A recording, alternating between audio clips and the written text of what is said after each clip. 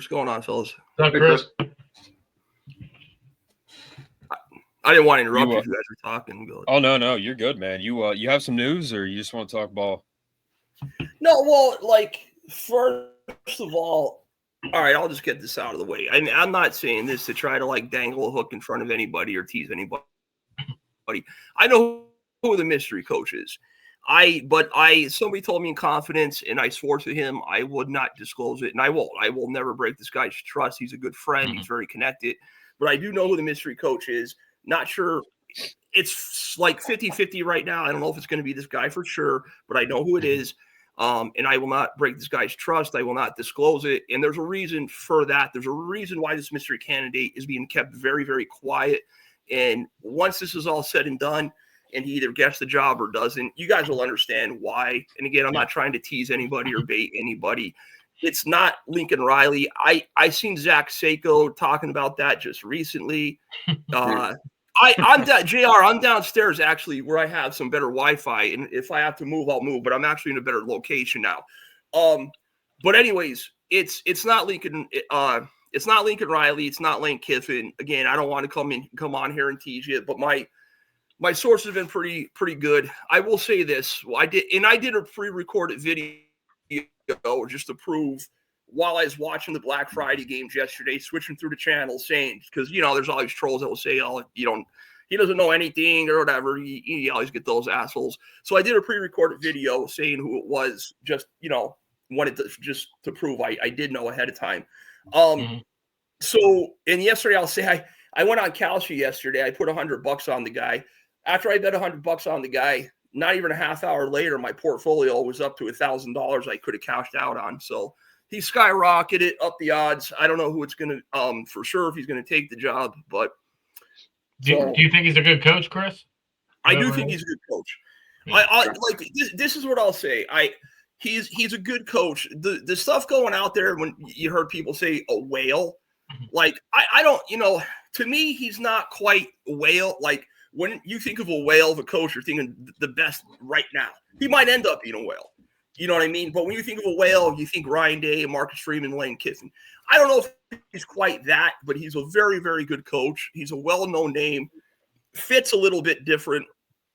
So I'll move. People are saying my screen's foggy and all that. I don't know. Who cares? But, good Lord, man. It's okay. I'm trying, but definitely a very good coach. Fit is, when it's pretty much, I'm not a big Josh Pate fan, but when he said, you could give somebody 15 guesses, they probably wouldn't get it. He's right, and when he said not sure about the fit, you'll understand why he said that as well. I will say, though, something interesting. I've said this is a fluid situation a million times. Recently, today, there was an insider that came out and also said some connected sources that Penn State still feels confident they could possibly get Kalen DeBoer. He's very in play right now. Kalen DeBoer is not the mystery guy. He's not the mystery guy that I was told. But for someone to say, for this insider to say that really throws a good monkey wrench in things. It makes it really interesting. I don't know how Kalen DeBoer, if he wins today, could leave a playoff team. You know what I mean? Like that would be a really bad look.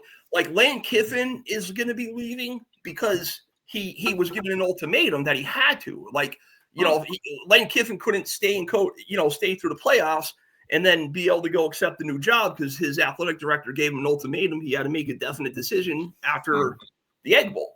So I don't know how, Kalen DeBoer is realistic, but if he makes the playoffs, but just want to throw that out there. There was a pretty good insider that said that.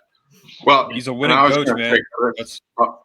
This was just coming from my understanding in the Alabama camps. I keep an eye on those guys sometimes. It sounds like more than a few people have said DeBoer does not love how things are going there. Correct. Behind the scenes, it sounds like he's not jiving super well there. Yep. So that's exactly what I heard too. Probably why there's still push there. And in the beginning, Nick Saban was holding his hand. Like Nick Saban was getting recruits to come in. So yeah, He I probably think didn't let you were doomed for that if you were going to Alabama and Saban's basically sitting as a GM there right now, right? Like he's effectively doing that. So Holding his hand. That's diabolical. I don't know. It's interesting because, like, you know, a lot of the insiders, when they were reaching out, like, even the national guys, like, not Pete Nakos, but the other guys on R3, Ari, and I forget the other guy that's like pretty high up on On3. I can't think of his name right now, but they said they did a video this past week or so about the job searches at Penn State. So let's just kill the Kalen DeBoer thing right now. And these are national guys that cover this. They said that from every single connection source they had on the Alabama side, they haven't heard a thing about about Kalen DeBoer wanting to leave, or they haven't heard anything about his potential leaving or him having issues at Bama.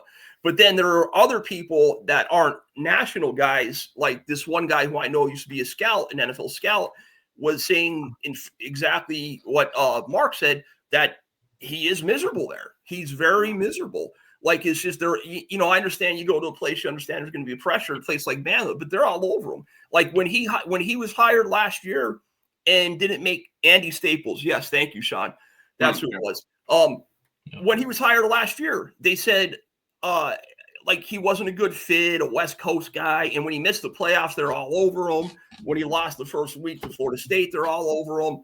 I mean, like, he was pissed off. They played Eastern Illinois last week. They beat them by 1,000,000 points, and their kicker missed an extra point or like a field goal, I guess, and they're ripping into the kicker and the field goal about him, even though they beat him by 1,000,000 points. So there is a lot of smoke that he's not exactly happy there. But like I said, it's just, how does he leave a playoff team? You know what I mean? Yeah. Like that would be a really bad look character-wise. You know what I mean? How about Lane Kiffin, man? Like, I don't totally understand him leaving Ole Miss either, but well, I do, but we all know who Lane Kiffin wants to work for. So if you're hiring Lane Kiffin and you're not Bama, you know, you're taking a risk on him long term. Chris, can you elaborate on that? Like he would leave for who, LSU, you think, or? Yeah, I mean, there's even a little bit of smoke that he's holding out, like pausing a little bit before going to LSU. But like, look, a couple weeks ago, Ross Dellinger put a tweet out that LSU had a $90 million contract worked out in agreement with Lane Kiffin.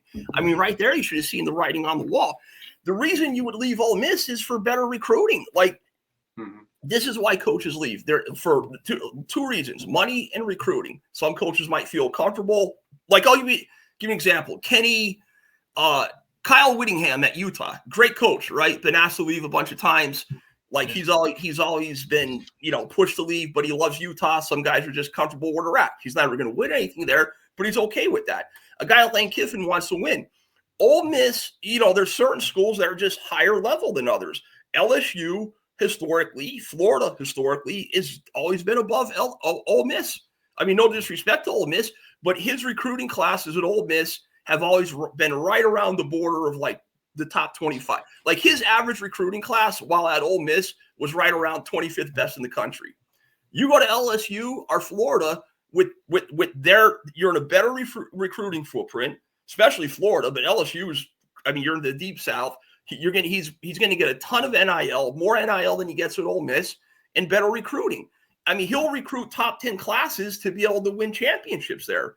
Where at Ole Miss, you know, he's always going to have some good teams and solid teams, but he's never going to be able to get over the hump at Ole Miss. That's why, you know, you leave and take a better job. Yeah. Okay. Yeah, that makes sense. And for those of you in the chat that like are asking Chris questions, listen, in my opinion, it doesn't matter. It doesn't matter who it is. Chris knows, and that's it. So yeah, just wait. I can't elaborate because I know people are going to be like, but Joe, yeah, to answer Joe's question, I would take the guy over Riley or Chesney. I really like Chesney. I think he's a winner and he has good recruiting connections, even though he's at a lower level. But I do, you know, I do think this guy is, you know, probably a little better than Chesney. And Chris, do you think Chesney's going to UCLA right now? That's what it's looking like. Very good chance about it. He was supposed to be like their top candidate and holding out for a little while, like, you know, because obviously you want the Penn State job instead. Yeah, way better. Chris, if you have any information that you'd be willing to share on Bob Chesney, like what happened there? Well, You know, what like- happened there was, from my understanding, was Terry Smith knocked it out of the park with his interview. He interviewed this past week and he killed it in his interview. And supposedly, from my understanding, was that it then came down to this mystery guy where all the paperwork has been there, just waiting for the guy to sign. And if they don't get the mystery guy, they're going to go with Terry. So I think, you know, I think that reality is probably what set in where, and I that is what I was told. So like common sense would say Pat Kraft probably told Chesney, like, look, we got our guy lined up, this mystery guy. If he falls through, we got to go with Chesney. I mean, excuse me, we got to go with Terry. That's probably what, you know, that I would think. You know, it's so funny because there's that Kalshi. You can't trust that Kalshi because it bounces around like crazy. But there's a guy, a couple insiders, and there's one guy that's very, I don't want to say his name. He's really connected. He's a younger kid. He's a good dude. And he's on the Nesters board. He's connected to the program. I see him at NIL events. And he put a tweet out that Bob Chesney is out of the Penn State coaching search, that he's done. Bob Chesney at one point last night was the number one odds on Kalshi at like 40%, 41%. And this kid put this tweet out and he crashed the market where Bob Chesney just went boom. And he went down to like 20%. Now he's probably like third or fourth in the running. It's just crazy how, like, you know, just a couple people that, you know, put a tweet out that I guess people trust in the know that they go crazy. Like, so the thing about the board today, and the board just went pew, right up, you know. He's at 29%. Sataki's at 26. Riley's at 22. Riley at 22 is insanely high. I'm sorry, but that's. But you got to remember too, like, it's Kalashi, man. Like, those people on there are like probably have no clue. You know what I mean? No, they don't. I'm sure it's somewhat accurate, Chris. You know. Yeah, they chase rumors. Like I said, if someone puts something out, listen, I would never do this. I could start 2-3 fake Twitter accounts right now, and be, you know, and name it like whatever, you know, Penn State #1, Penn State successors are Penn State, we are, and just put some Penn State name to it, and I could put out just some random name because everybody hears this mystery coach, and I could throw some crazy random name out there, like it's not Steve Sarkisian, but I could say Steve Sarkisian, heard it now, he's coming to Penn State. That's the mystery guy. Now picture if like two other, like if I created a bunch of accounts and did that, start Steve Sarkisian go through the roof. And that really is, you know, it's funny how it's affected that quickly. Chris, do you know if Manny ever even interviewed? He didn't, did he? I don't think he did. Everything I've heard was he didn't even get an interview. Why he didn't get consideration, I don't know, but weird. He really didn't get looked at all, from my understanding. He's doing pretty good at Duke. I mean, he's a good coach. He is. I wouldn't love him as a defensive coordinator. So well, I would guess whoever it is would bring some of their own staff. I don't know, but 100%. And you know, I just hope we hear in the next. I just hope we hear soon. I want to know, but I don't know when the guy's going to make a decision, when it's going to be announced, because there's some things that still have to play out a little bit, you know, that could affect things one way or another. But like I was kind of excited for Chesney because I thought he would bring some of his own guys, and they've had success elsewhere. So I'm like, all right, if they bring him here, way bigger stage. But you know, I guess that's not a possibility anymore. So And remember, I'm saying this guy's 50-50. It's not a lock for these guys. Exactly. It's 50-50.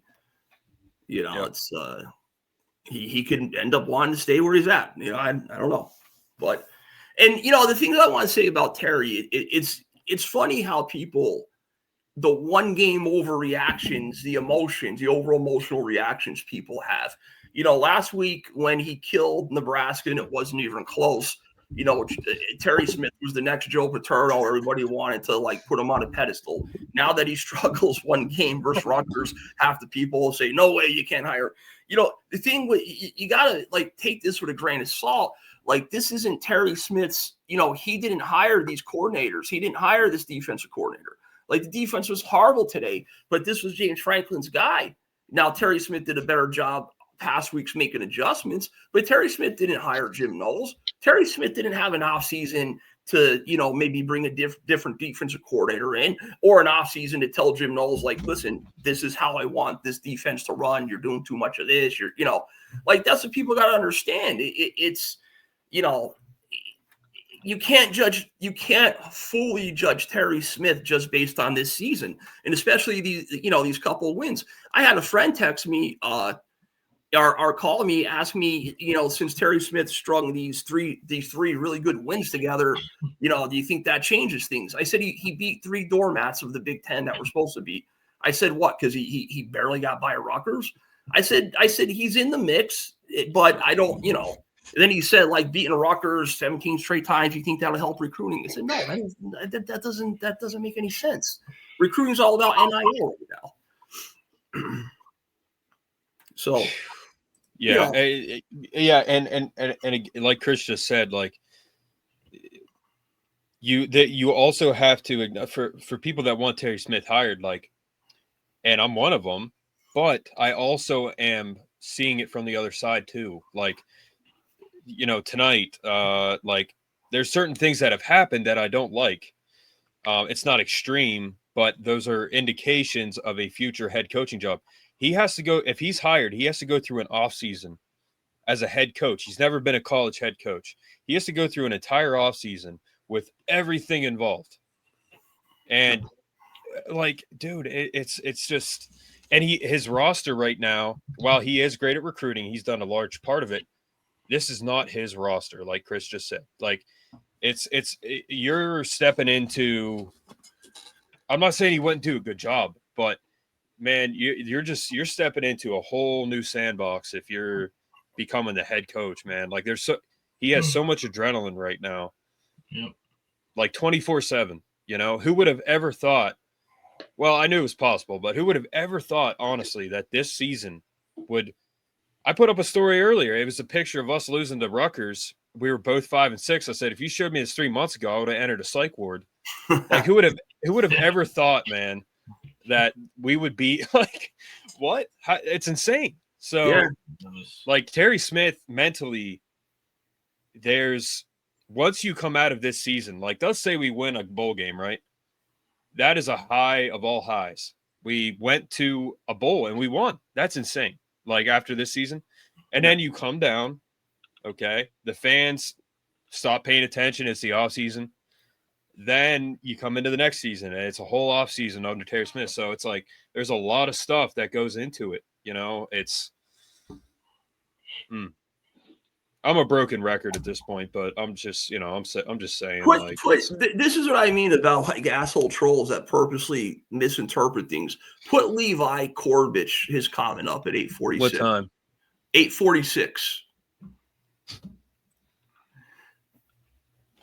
No, that's big. Oh, I'm sorry. Levi. So Levi, I've never said Terry Smith was a lock. And I'm pretty sure I spoke about this mystery guy on past episodes. Have I not, guys? Like, haven't I mentioned a mystery? Okay. Chris has never been definitive about anything on this show, ever.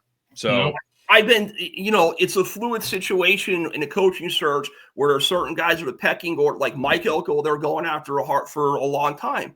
And Mike Elko was the top target. Once Mike Elko said no, am I supposed to keep saying Mike Elko's a top target? Once Mike Elko for 2 weeks is a top target, then he's not a top target. Am I supposed to keep like, does that mean I'm wrong that Penn State, like, I didn't know I was talking about? No, Mike Elko's a top target. That's just an example. Okay. So what I'm trying to Levi, I've never said Terry Smith is definitively getting the job. I did say he did knock it out of the park with his interview, because he did. And what I did say on the past episode, if you listen, that it was Kalen DeBoer, mystery man, I'm pretty sure, mystery man, or Terry Smith. And Bob Chesney was right up there. It was Bob Chesney, Terry Smith. Bob Chesney was right up there until he's not. That's like, this is what you guys don't understand about coaching searches. You know, like, because someone says something and it doesn't happen the way, you think it should, that doesn't mean the person's wrong. There's a pecking order. There's, like I said, I use the Mike Elko example. Bob Chesney was right there. Bob Chesney came on the radar late. He really impressed Pat Kraft as well. He was amongst the leaders for, a couple of weeks, a week or so. There was always a mystery man that I was skeptical of until recently. Then Terry Smith interviewed, and he jumped Bob Chesney. All I can do is report on what's going on at the moment. This has been over a month long coaching search. Do you think this coaching search has stayed the exact same the entire month? Do you think this entire month it was, here's our first guy, here's our second guy, here's our third guy, that's it? No, that's not how a coaching search works. So I never definitively said it was Terry Smith. I said Terry Smith did knock it out of the park with the interview. I said they are strongly considering Terry Smith. And if this mystery guy or like a Kalen DeBoer doesn't get the job, that it was going to go to Terry Smith. Yep. That's what I said. And so far, that's where it stands. Right. Yep. And you tell him, Billy. Yeah, exactly, man. Like, you guys, see, I get it, because there's a lot of like a-holes that are involved in this kind of stuff, but what I don't understand all the negativity, honestly, like, especially for Chris. Like, yes, we should all thank Chris for giving us his info. First of all, the guy could charge money to give you guys this info. He could make a paywall and you'd have to pay him to listen to this info. Instead, he comes on here for free and he talks to me, Brett, you guys. Like, yeah, how about we just thank Chris? I mean, I'm not saying I can't ever be wrong, man. I just report what I hear. I put like two pretty good contacts. Like I said, I talked to the one. He gave me a text the other night. All I do is relay. Joe, could I answer Joe's question at 8:50 there?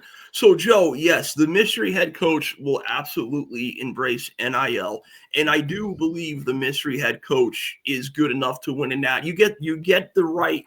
He's winning. He's doing a very good job winning now with lesser talent. I'll say that. And here's the thing with embracing NIL, and I mentioned this before, that was a big hang up with Pat Kraft. That was the tension between one of the tensions between Pat Kraft and James Franklin. Franklin didn't want to embrace NIL for recruiting, and Pat Kraft is adamant about spending. They have more money than they ever have.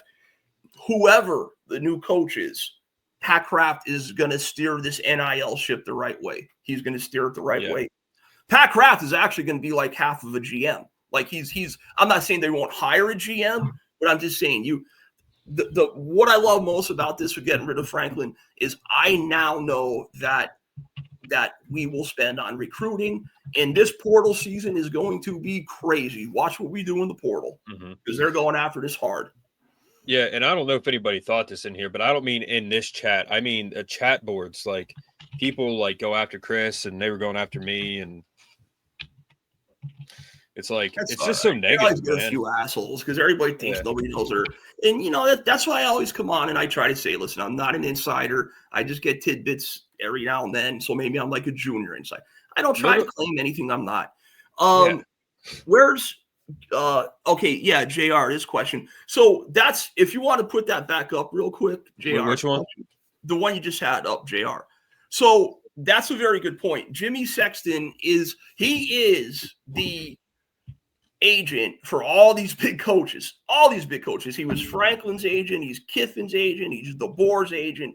He's Riley's. Just about every single big name coach, Jimmy Sexton is the agent, and he steers a lot of misdirection. He's Elko's agent. So, for example, I do believe Elko had some legit interest in coming here, but being he was undefeated going to the playoffs, that made it tough. Jimmy Sexton could use that information, with Texas A&M. Not that Texas A&M doesn't have money, wasn't going to give an extension, but they could use that. And Eli Drinkowitz, they could, two candidates, Mike Elko, Eli Drinkowitz. Penn State wasn't going to hire Drink. He was always up there, but always like third or fourth place. Jimmy Sexton could go to Missouri. Listen, guys, Missouri, my guy's really looking at going to Penn State. He's only making, I don't know what he's making in Missouri, but say he's making $8 million. My guy's only making $7-8 million with you guys. Penn State's offering him $13 million. So unless you guys want to, up the ante a little bit, I'm going to steer my guy to Penn State. I got to do what's best for my client. He does that. Like from everything I've heard, the NFL scout that, has been an insider for a long time. He said that watch out for Jimmy Sexton steering these guys just to drive the price up. He's doing his job, and he does. So I hope that answers your question, JR, but he does do that. He controls the narrative with all these guys. There's nobody that controls this coaching search more than Jimmy Sexton. Not this coaching search, all of them across the country. Yeah, a lot of them. David K, thanks for this, the donation. Who was it before? JR, thank you, man. I already thanked you. Thomas, thank you, man. I appreciate it. Chris, he has a question for you there. Yeah, I don't think today changed anything because, like I said, they have their mystery. This mystery guy, the paperwork is in place. All the documents are there. They're just the agreements in place, whatever they're offering, everything is agreed upon and in place. All they're waiting for this guy to do is sign. So I don't think that today changes anything with Terry. As far as him coaching the bowl game, well, Terry might stay on the staff. I don't know. I would imagine they would probably let him close out the bowl game because it would probably be December, mid-December, the bowl game, if it's like the Pinstripe Bowl or something like that. So I don't think so. To answer your question, I don't think it changes anything with Terry, the ugly win, because they have their guy in place. Now, what could change the situation for Terry is if these Kalen DeBoer rumors somehow are true and it becomes, I still think that's a long shot, especially if he wins today.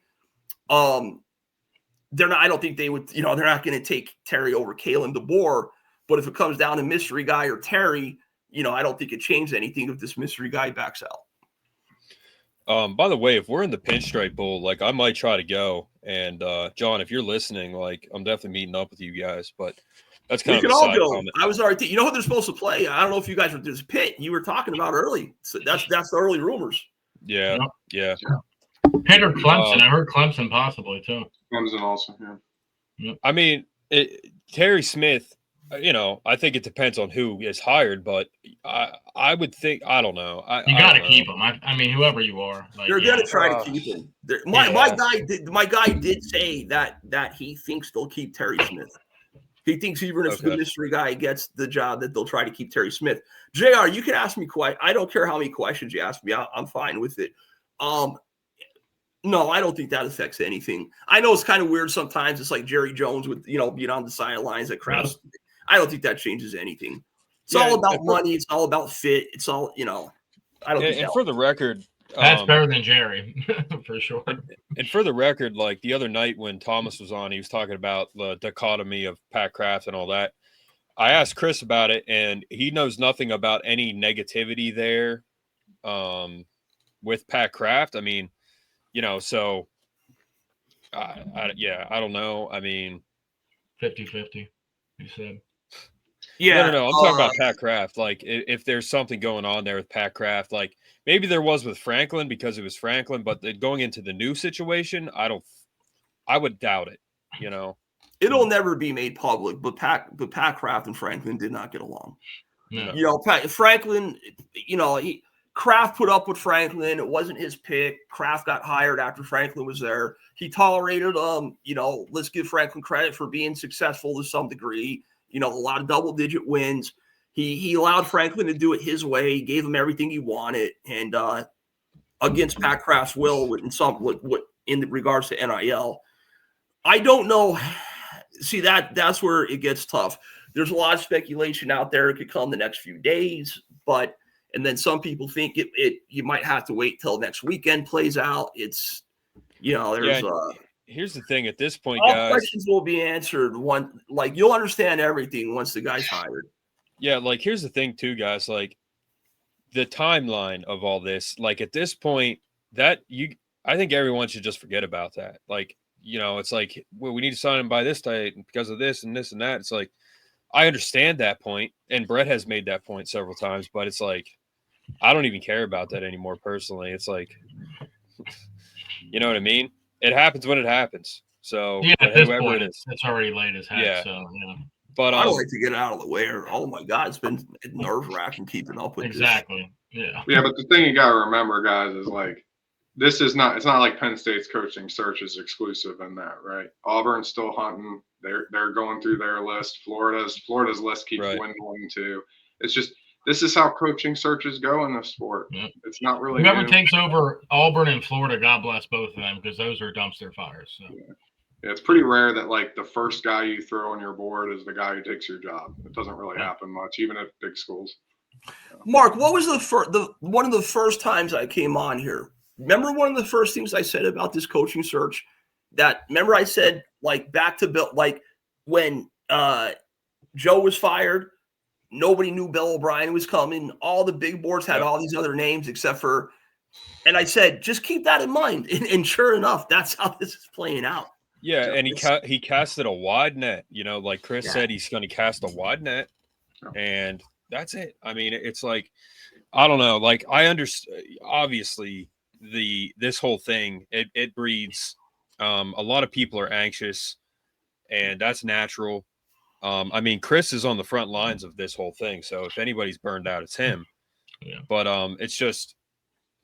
It is what it is. I have total faith in Pat Kraft. That's all I can say. I hope he keeps Terry, but you know what? I mean, if he doesn't, it's like we have to move on. I mean, we've been through worse and we've moved on. You know what I mean? It's remember the good times and honor those who deserve it. And I don't know. I don't know what else to say about it. It's just like, did we answer Joe's question at 8:59 where he said, "Look back at my comment earlier"? His last comment was when it was the percent chance that this mystery coach signs. I said 50-50 from what I was told. It's 50-50. Right. I have a feeling that it's better than that, but you know, from what I was Joe, just retype the question if that wasn't it. Ryan Day on the what? Probably. Who's? I saw a sign during game day when Oregon was here. It said Dan Lanning is on the Epstein list. That's funny. He's also should be on the new Coca-Cola commercial. Yeah. So the rated X one. To JR's comment here, the reason I'm saying they're going to attack the portal heavy is because if this isn't Terry Smith and Terry Smith isn't like retained in some position, and if you lose a lot of your core players, they don't have any choice but to attack the portal. Yeah. You know, I don't know if they're going to bring 20 guys in, but they should have always done it. They're going to be aggressive. Yeah, they should have always been aggressive. And and you have to anyways. Like I do agree, you build in recruiting and then you add pieces needed through the portal. Yeah. But with this team having so many holes, like you got some young talent, but just too many holes. I mean, look at these linebackers. Look at the defensive tackles. Like, you know, you're going to need to, you know, you're not going to have a choice but to be very aggressive this year. You're probably going to want to go after like 15. That's what I was thinking. Like around 15, that seems reasonable. And Alex Tash, guys, he should have played more today. Dom DeLuca was in there. Like, put Alex Tash in there. He was doing good. Poor Dom. Dom just isn't. Yeah. Oh God. I said last night. I said he goes to East and West about as fast as me walking down I-80 from PA to California. I mean, he's so slow, man. Like if you're a good linebacker, you're East and West, North and South, like fluid. I played in high school with a kid, literally could have played in the NFL. He was a linebacker, long hair. He looked like Troy Polamalu, except he was a linebacker. Dude, his East, West, North, South, he was so fluid with his motion. Dom DeLuca is just not a D1 fluid motion linebacker. Like he just doesn't have. I don't know. I don't know if it's instincts. Either. That's why he was a walk-on. I mean, that's why he walked on. So sure. But Franklin, he'll still play him because he's a senior. But 100%. But like, it's just I don't know. A big reason he played was because he is a smart kid with good instincts. Null's scheme is so complex, and he was just trusted to be in the right spot. not saying anything we didn't already know. I talked to not my contact or anything. This is just a random guy. I talked to this guy the other night, and who I guess who's at a few games is Zakee Wheatley's father. He got to know him at some games. And Zakee Wheatley's father said just the system's so complex. These guys are just, it's hard for them to play as fast as they want to play. And that's been I knew this before Knowles was hired. You pay attention to what people say. It's every Ohio State guy said the same thing. Every Ohio State person, even before they knew Knowles was coming, it's just too complex. It's hard. It takes a good year or so to learn. And it was just horrible. Amari Campbell's a solid, physical guy, but he does some things that are crazy. I've never seen such bigger gaps. It's been all year for the most part.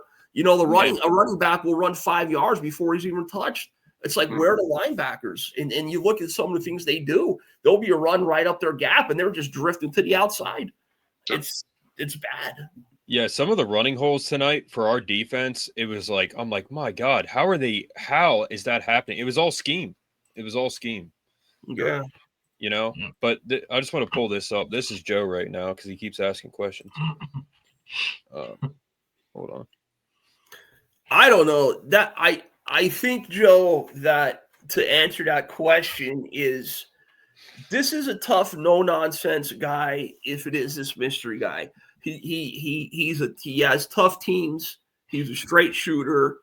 He'll hold people accountable. He's somebody I would probably want to play for him. You could say that about a lot of coaches, though. It depends on the staff he brings. You know what I mean? If he retains Terry and he retains certain people, and a big thing with recruiting and players in general, a really big thing is position coaches. They want to feel comfortable with their position coaches because the position coaches, they're the ones that are developing them. They're the ones who develop them to get to the next level. And obviously the scheme you're going to run, the offensive coordinator, defensive coordinator, the scheme you're going to run. I have no idea if this guy's hired, who he would bring. I don't know what his staff would look like. I don't know who. Obviously, I know he would probably try to keep Terry. Past that, I have no idea if he would try to bring coaches at his current school, if he would hire new, different coaches. I don't know. Something else I was going to fight here. To kind of get back onto the game itself, but the defense – very happy with it.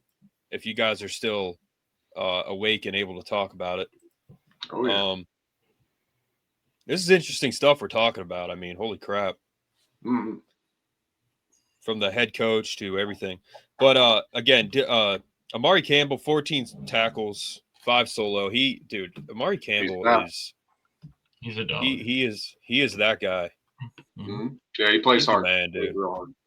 He does, and he's a transfer, man. He left UNC to come here.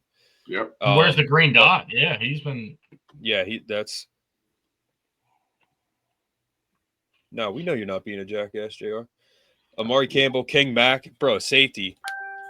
Speaking of Marcus Allen, I remember against Temple, I think it was 2016 or 2015. He had 22 tackles at free safety.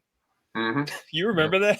That was a ridiculous game. He was every play he was in on. And it was raining and it was bad weather. But King Mack, bro, he gets a lot of tackles he always does. Yeah. But yeah, the defense essentially won us the game. Turnover to a touchdown. Defense essentially won us the game. It was it was a great defensive game, As bad as the game. I don't mean overall. Right. But they did end up having the key plays at the end. And I said that with another one more. All right. With Sutton, he wasn't getting a lot done most of the game, but he had that key sack and a key moment, big play. So they were playing hard. It was just the scheme was really putting them in a bad spot. Thomas, to answer your question, no, DeLuca's not playing out of position. He was always not a middle, but he's always a box linebacker. He was always a box linebacker, either the Will or the Mike. He's just, Rojas was a huge loss. Rojas, that question was a big blow. I'm not disappointed in anyone more than AJ Harris this year, guys. He's been getting worse, man. I don't know what's going on, but He's been struggling, no question. Yeah. I will say, when you have a 6'5", very physical, very fast wide receiver, you need to have double. You need to have over the help. Like he needs help over the top. And yes. The safeties were clearly looking in the backfield playing their safety role. There was no double on him. Like it was maybe a soft double where he was supposed to get over there at some point, but he was not. If you're doubling a guy and you're a safety, you're not even looking at the quarterback. You're getting over to his side of the field immediately, and then you look to see what's happening, because your first responsibility in that double is to have the overhead on that guy. So they didn't really do Harris any favors tonight putting him in that one-on-one. No. Yeah, it's you want to hear something funny? That receiver for Rutgers, Duff, do you know he camped at Penn State and wanted to go to Penn State, but they didn't offer him? He did. Crazy. I heard that. Yeah. Makes perfect sense, really. Yeah, that makes perfect sense. Really? Yeah, Joe, if we don't land the mystery, man, once it's all said and done, I'll break it. I'll let you know everything. Yeah, so but yeah, I my greater, like I said before, like the defense was, I mean, we literally saw a terrible performance, but at the end of the game, if we don't have those points, we don't win. That was our last score. So, man, like what it was just. I didn't truly think at any point like we're gonna lose, but I'm like, bro, this is gonna be so bad if we lose, because the offseason would have been a nightmare. At least, Chris, do you think that our roster plays in the bowl game? Like, do you think guys sit out? Like we kind of already talked about this, but certain ones might. I mean, it depends if they want to play. I think like seeing, a guy like Katron might sit out. A guy like Nick, he might know he needs to rise his stock a little. Maybe he plays. I could see Deny playing just because he's just Penn State through and through. Like that guy's just a warrior. And I'm not saying he will play for sure. I don't know. But I could just see him having that aggressive mentality. Like, I'm still going to play with my brothers and just, go out one last game with them. But, I'm sure there's, but then again, like who's a senior that's really like could make the NFL? Like, you have Deny, you have Katron, you have Nick, Vega. It'll be interesting to see if Vega plays. I don't know who else is out there. Rusi, does Rusi play? We'll see. Well, I would my one guess would be DDS, but again, like they're playing for Terry now, they're not playing for Franklin, who just lets him walk off. I don't know. I think they do play, but that is important because Ole Miss, of course, that was another classic previous coach game.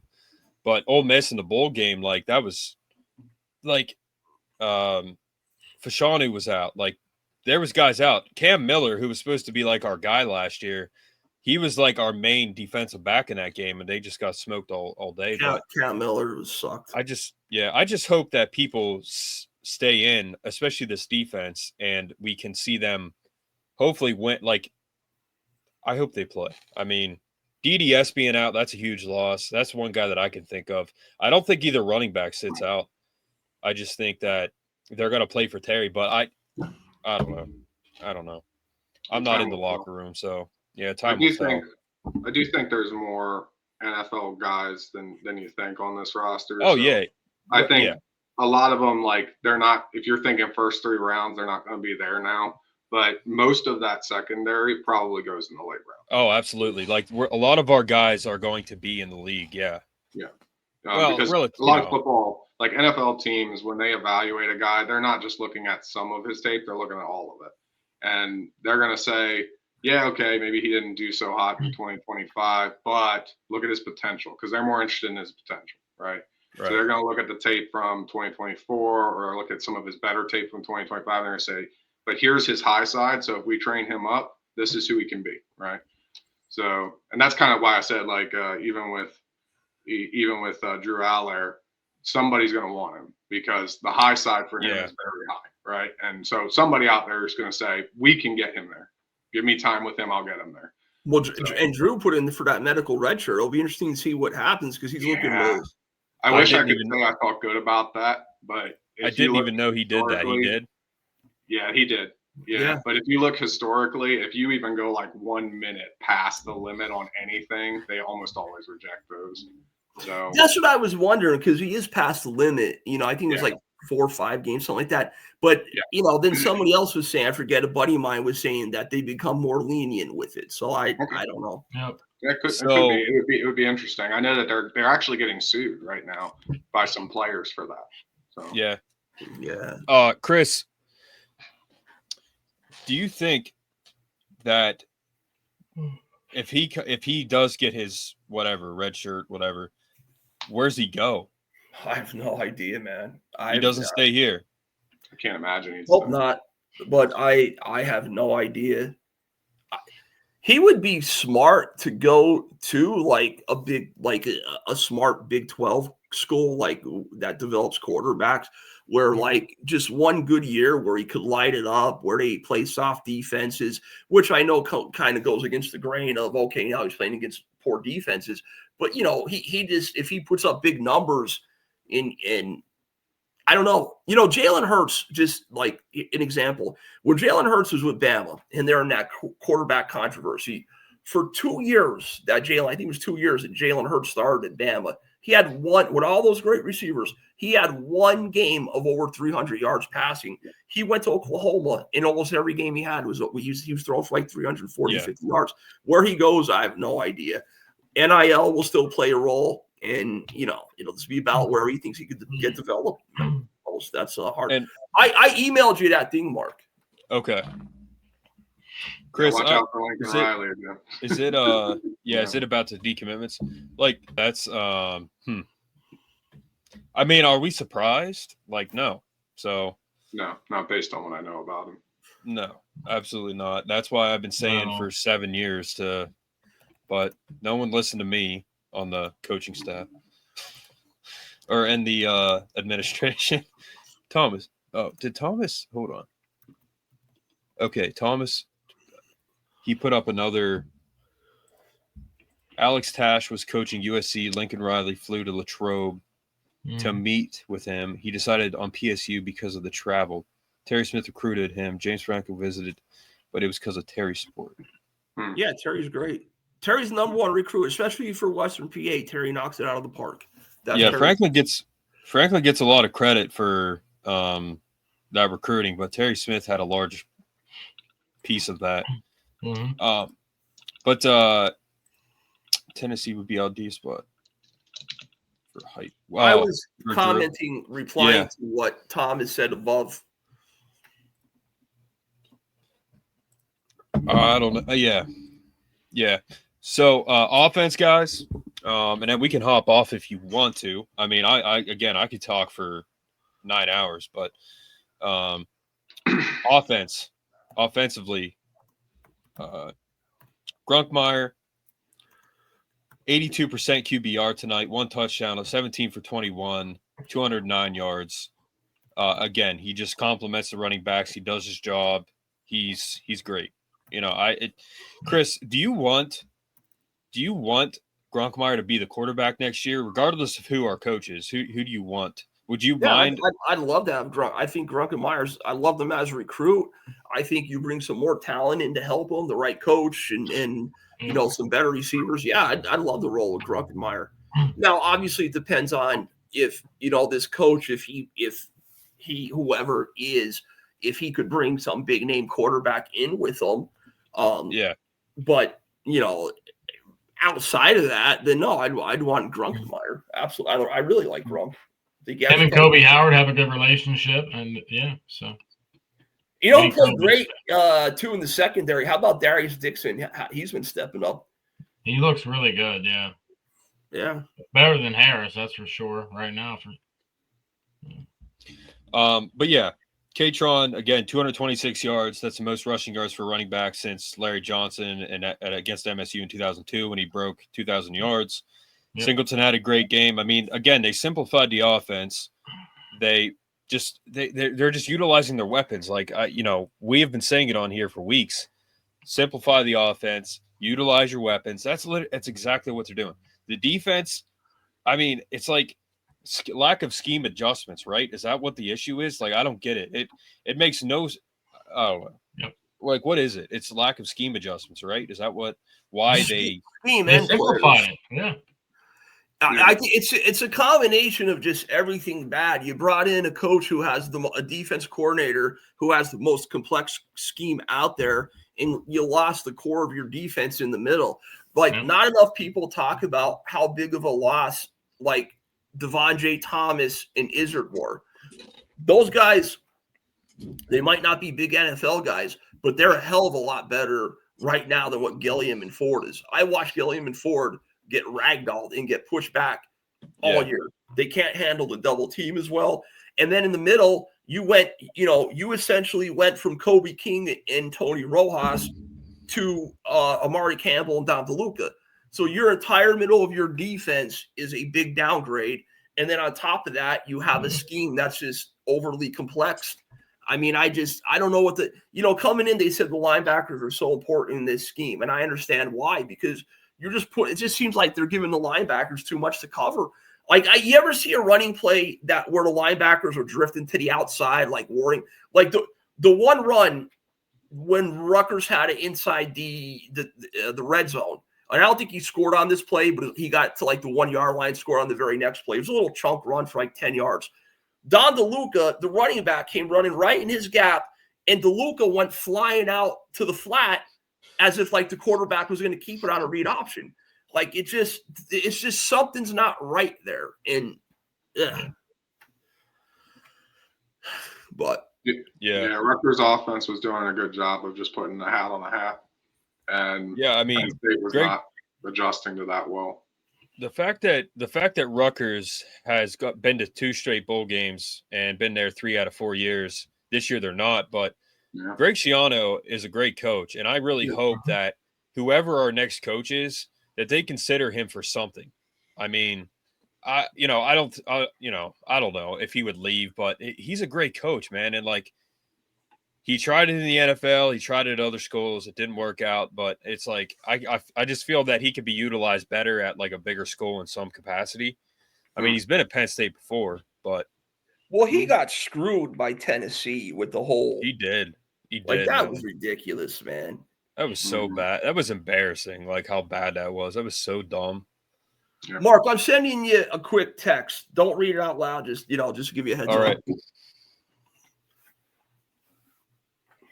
But yeah, he got screwed by Tennessee. He should have.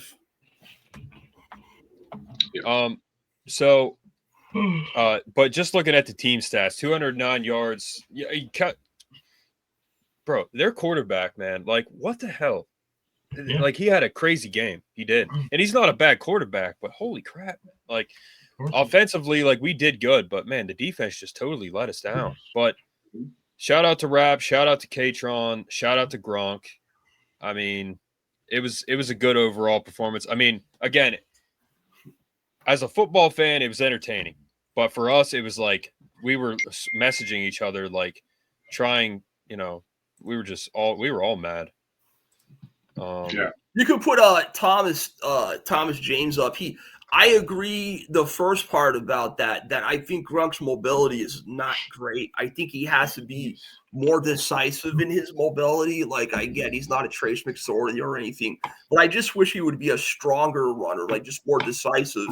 But to your second point about the running backs, running back is probably the position I'm least worried about. They're loaded. Like, they didn't play this year because of Nick and K-Tron, but I love Corey Smith. I don't know if you follow recruiting, Thomas, but go watch Corey Smith. He was from Wisconsin, because there's a lot of Corey Smiths. Type in Corey Smith Huddle, HUDL, Wisconsin. I mean, I think it's his junior highlights, junior, senior. You know how they do the miles per hour thing? The kid clocked the fastest miles per hour than any high school player for his year, whatever year that was. I mean, coach is hired. Yeah. But everyone has to, and everyone on here has, but everyone has to mentally prepare themselves. Like, we could lose a lot of people. Like, you just have to mentally prepare yourself. It's Penn State. We're going to be okay, but we might lose a lot of people. I don't know. But it's just like, I think some people have unrealistic expectations. Like, when are we going to a natty again? It's like, bro, the last guy cooked us. So like, we're, I don't know what's going to happen, but it could be bad for a little bit. Mm-hmm. We've been through worse, though. You got to keep that in mind. We have been through worse. Yeah, you have to wait for the portals open, JR. But I'm just saying, in general, with a coaching change, that's, I believe, from what I was told, 5 days after. Yeah. To answer, yeah, because they get JR. They get the option. Players get a portal option 5 days after a new head coach.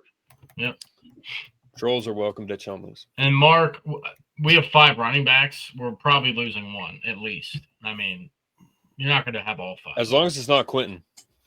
Quentin's won the Heisman twice on my college football dynasty, so he can't leave. Corey Smith is probably going to be the starter. He's probably staying. He should stay. Yeah.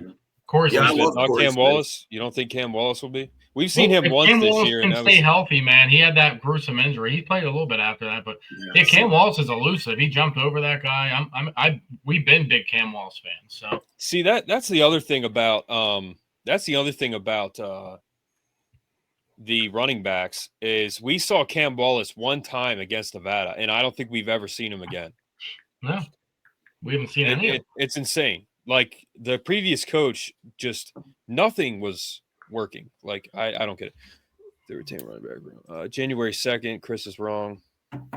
Well, I just know I remember read something like it was 5 days after the a coach is fired. So like you couldn't just leave in the middle of the year and just to try to, I know I read something about that. Guys, you got to look at it this way. We don't know what's going to happen. So either way, kick back, drink your favorite drink, and just watch it unfold. It could be a massive fire.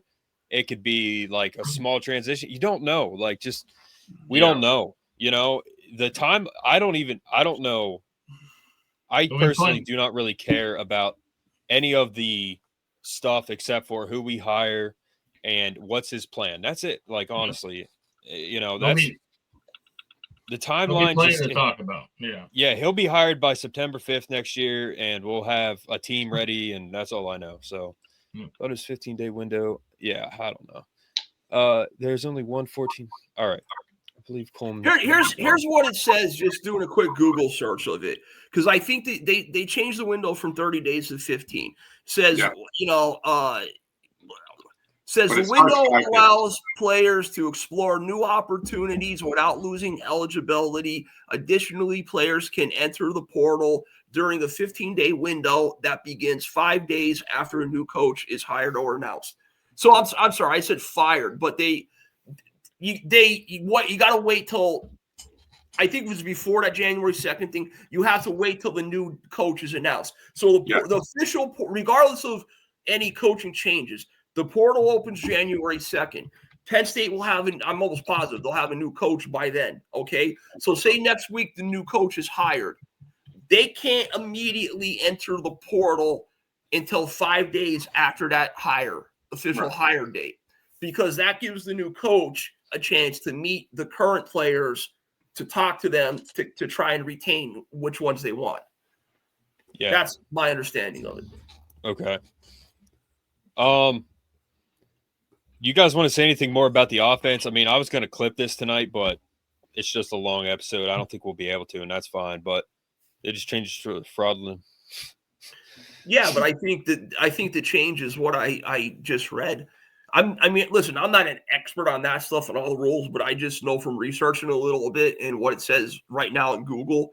I'm just telling you what it says with the changes. Right.